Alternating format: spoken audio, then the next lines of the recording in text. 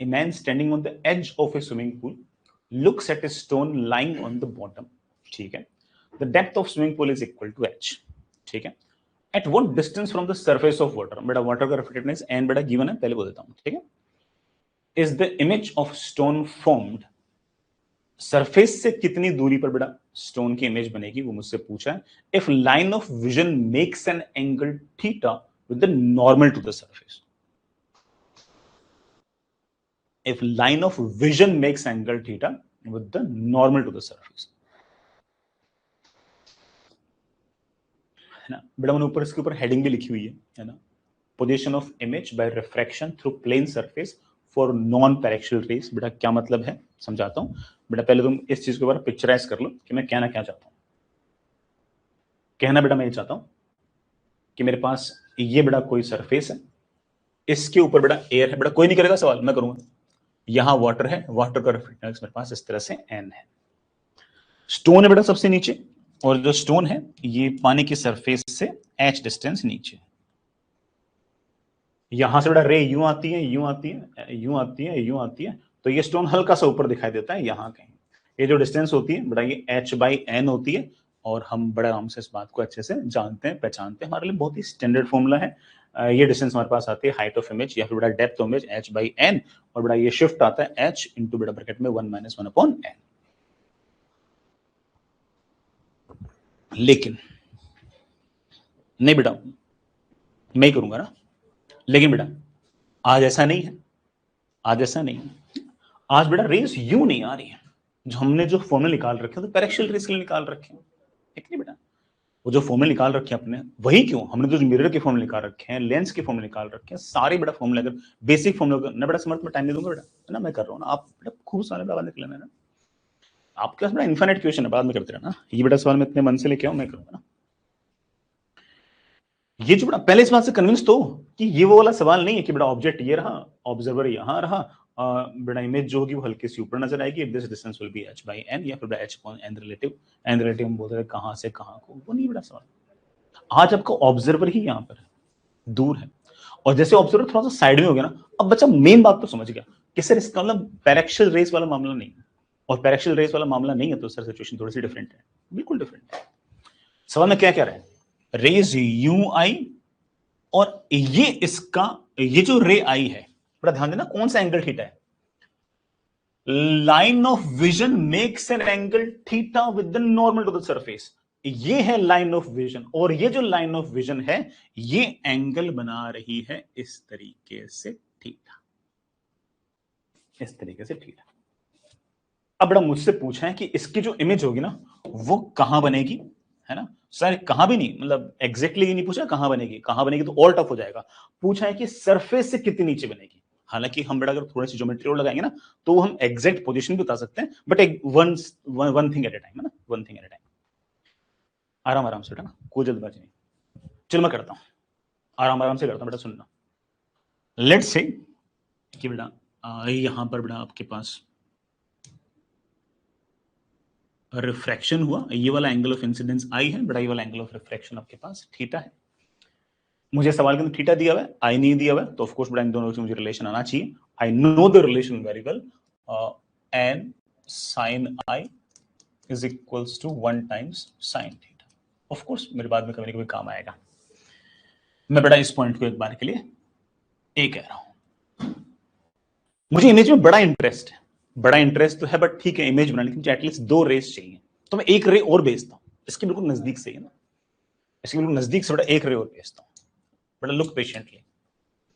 और बेटा एक मिनट, छोटी सी बात बोलना भूल गया. अगर बेटा ये वाला एंगल आई है तो ऑब्वियस बात है कि this angle also comes out to be i. ठीक है, मैं एक रे और भेज रहा हूं. ये बेटा दूसरी रे और भेज दी ऐसे. ये बेटा इसका नॉर्मल, ठीक है, और ये ऑफ कोर्स थोड़ा सा और दूर है, तो this angle will be slightly higher. Let's बेटा this is i plus d i. ठीक है, और यहां से रिफ्रैक्शन के पश्चात बेटा रेज यू निकल गई ऐसे. लेट्स से बेटा this angle comes out to be theta plus d theta. Of course बेटा छोटा सा एंगल, अगर एंगल ऑफ इंसिडेंस अगर हल्का सा अगर चेंज होगा तो एंगल थीटा भी हल्का सा चेंज होगा. Totally fine, note an issue, कोई दिक्कत नहीं। मैं इस पॉइंट को एक बार के लिए बी कह रहा हूं। इमेज कहां बनेगी? इमेज ऑफ कोर्स बेटा इन दोनों रिफ्रैक्टेड रेस के इंटरसेक्शन पॉइंट बनेगी। बेटा मैं इन दोनों रेस को पीछे की तरफ एक्सटेंड कर रहा हूं। ठीक तो रहा, अब थोड़ा सा बैठ रहा है।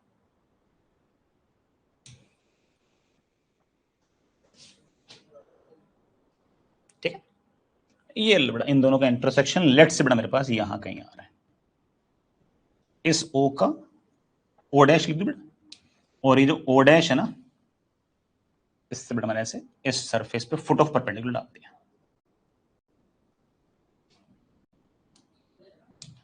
ये जो फुट ऑफ परपेंडिकुलर है, ये जिस पॉइंट पे है बेटा, लेट्स से बेटा this point comes out to be c, and ये मुझे सी से ओ डैश की डिस्टेंस चाहिए बेटा, ये वाले हाइट चाहिए मुझे एच डैश।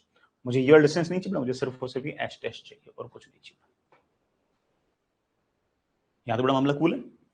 बड़ा एक बात और देखना, ये लाइन अगर यूं आ रही है तो if this angle is theta बेटा, this angle also comes out to be theta. If this angle is theta plus d theta, but this angle will be theta plus d theta. Similarly, बेटा अगर ये वाला angle I plus di, तो बेटा this angle will be also I plus di. बेटा चलेगा ना? मैं बेटा यहां पर एक पॉइंट है ना, इसको एक बार के लिए D बोल देता हूं। अब बेटा सिर्फ ज्योमेट्री है, कोई खास ऐसा बड़ा काम नहीं है। मुझे कुल मिला के इस H को और H डैश को रिलेट करना है। ये बड़ा H है, ये बड़ा पास H डैश है, बस इनको रिलेट करना है, कर लूंगा। यहां तो बड़ा ज्योमेट्री में कोई इश्यू हो तो एक बार मुझे बोल देना, कोई दिक्कत नहीं ना। आगे चलो, अब सुनना बेटा, मेरा प्लान सुनना कि मेरा प्लान क्या है। देखो मैं है ना, मैं देखो मेरा एम क्या है, मेरा एम क्या है, मुझे है ना किसी तरीके से इन एंगल थीटास और आइस को रिलेट करना है, और उनसे मुझे एच और एच डैश निकालने हैं। और आई और थीटा आपस में स्नेल्स लॉ से वैसे भी आपस में इंटररिलेटेड है, तो मैं मैनेज कर लूंगा। मुझे है ना कुछ अब जुगाड़ करने हैं। अब मेरे पास एक छोटा सा प्लान है। मेरा प्लान सुनना कि ये एक बड़ा ट्राइंगल, ये एक छोटा ट्राइंगल, ठीक है, ये बड़ा ओ डी बी और ओ डी ए, ये दो अलग अलग ट्राइंगल हैं। इन दोनों ट्राइंगल से मैं ए बी निकाल लूंगा। मेरा आइडिया सुनना, इसी तरीके से ओ डैश सी बी इस ट्राइंगल से और ओ dash C A in triangle से मैं अगेन ए बी निकाल लूंगा। दोनों ए बी ऑफ कोर्स बड़ा सेम होने चाहिए, है ना। ए बी को मैंने दो अलग अलग स्टाइल से निकाला, दोनों सेम आने चाहिए। उन ए बी को अगर मैं कंपेयर कर दूंगा तो ऑफ कोर्स एच डैश में एक इक्वेशन वहां से आ जाएगी, उसमें थीटा वगैरह होंगे, थीटा वगैरह बेटा बाद में मैं स्नेल्स लॉ से मैनेज कर लूंगा। तो आई हैव अ प्लान। आराम आराम सुनना बेटा, मेरा प्लान क्या है। मेरा प्लान ये है कि मैं इस एडी को लिख सकता हूं बेटा, पहले आराम से triangle a d o, a d o को देखो, और मैं बड़े आराम से ऐसा कह सकता हूं कि length a d is equals to h times tan i. कोई दिक्कत नहीं बेटा। और राइट एंगल ट्राइंगल है, ये वाला एंगल बेटा मेरे पास आई है, perpendicular upon base is equal to tan of i. इसी तरीके से सेम इसी तरीके से ए बी डिस्टेंस को मैं बड़े आराम से लिख सकता हूं। ए बी नहीं बेटा, डी से बी तक की जो डिस्टेंस है, मतलब बी डी लिख दूं बेटा, बी डी डिस्टेंस, बी से डी तक की जो डिस्टेंस है उसको बड़े आराम से लिख सकता हूं H times tan of i plus d आई। मुझे एडी डिस्टेंस पता है, मुझे बीडी डिस्टेंस पता है। मैं एक काम करूं, अगर मुझे ए बी डिस्टेंस चाहिए तो मैं बड़े आराम से कह सकता हूं कि it will be this minus this, तो that comes out to be h times tan of i plus d i minus tan of i. बेटा एकदम कूल, एकदम कूल। सिमिलरली बेटा थोड़ा सा पेशेंस रख के, सिमिलरली मैं बेटा कलर चेंज कर देता हूं। सेम काम से बेटा मैं ए बी वापस से निकाल रहा हूं। अब एक बार ट्राइंगल है ना, o dash c b, triangle o dash c b, ये वाला ट्राइंगल देखो। मैं इसे बड़े आराम से ऐसे कह सकता हूं कि सी बी जो लेंथ है, सी बी जो लेंथ है it will B H dash times, बेटा सी से लेके बी तक की जो लेंथ है it will B H dash times tan of theta plus d theta. उसी तरीके से बेटा है ना, अगर मैं triangle A C O dash अगर देखूं, ट्राइंगल ओ डैश सी ए अगर देखूं, तो मैं सी से ए तक की जो डिस्टेंस है, सी से ए तक की जो डिस्टेंस है उससे मैं लिखता हूं H times tan of theta. मुझे बेटा सी से बी तक के डिस्टेंस पता है, सी से ए तक के डिस्टेंस पता है, तो बड़े आराम से ए से बी तक के डिस्टेंस निकाल सकता हूं, और उस ए से बी तक के डिस्टेंस को बड़े आराम से लिखता हूं एच डैश टाइम्स बेटा what tan of theta plus d theta minus tan of theta. एक ही ए बी लेंथ को बेटा मैंने दो अलग अलग स्टाइल से निकाल दी, तो बेटा मैं क्या करने वाला हूं, मैं बिल्कुल बेसिक से कर रहा हूं बेटा, बाकी तो ठीक है, और भी बेटा मैं इन दोनों को इक्वल करूं, इक्वल बेटा करते हैं। ये क्या बेटा है ना, मेरे ख्याल से आपकी मैथमेटिक्स मेरे से थोड़ी सी बेटर है। tan of i plus d I man minus tan I, first principle वगैरह बेटा आपने डिफरेंशिएशन वगैरह में कुछ सीखा होगा। हाँ बेटा बिल्कुल, आर्गा ने लिख भी रखा है sir first principle of derivative, हाँ बेटा बिल्कुल, कम ऑन यार, tan of i plus d i minus tan i upon d i, बेटा यही तो हमारा tan आई का डिफरेंशिएशन होता है। तो मेरा बच्चा शायद ऐसा कहना चाहता है कि सर ए बी जो है ना उसको आप लिख सकते हो h टाइम्स बेटा what tan i plus d i minus tan आई को बेटा आप बड़े आराम से लिख सकते हो sec square i into d i. बेटा कोई दिक्कत तो नहीं है, कम ऑन बेटा, tan i plus d i minus tan i upon d i is equal to derivative of tan i, and derivative of tan i is बेटा what sec square i, d i बेटा ऊपर गया, अपना काम मर गया। इसी तरह से tan theta plus d theta minus tan theta upon d theta is equal to differentiation of tan theta, and differentiation of tan is what sec square theta. बेटा इसको अगर मैं ऊपर की तरफ ले जाऊंगा तो बड़ा आराम से लिख सकता हूं कि it's can be written as h dash times what sec square theta into d theta.